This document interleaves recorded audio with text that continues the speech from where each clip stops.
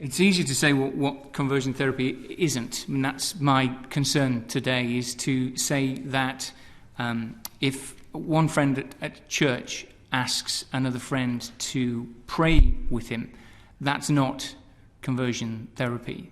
If a church leader teaches from the Bible the Christian position on sexual ethics, that's not conversion therapy.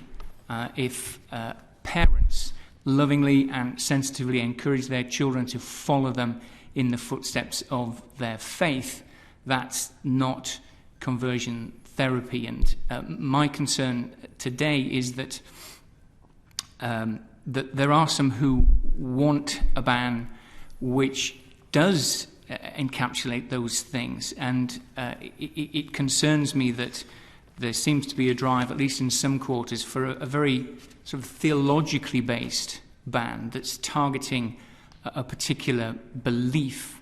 But the Christian sexual ethic, the belief that the only right context for sex is marriage, and that marriage can only be between a man and a woman, that is a belief which is protected by human rights laws, and we have to be very careful that we don't allow the understandable drive to address the issue of conversion therapy and people being coerced and abused. That must not be sort of twisted out of shape into a law that's actually used to target people for holding the Christian sexual ethic. And I'm sure that later questions will draw some of this out. Can I just ask, is it your view that we should have a very prescriptive list of what is and what isn't?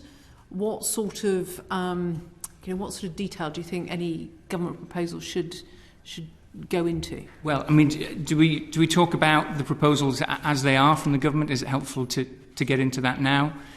Maybe later. I just wondered, sort of in the principle, I mean, is it your view that we should have it set out absolutely clearly and defined in law what constitutes conversion therapy and what doesn't?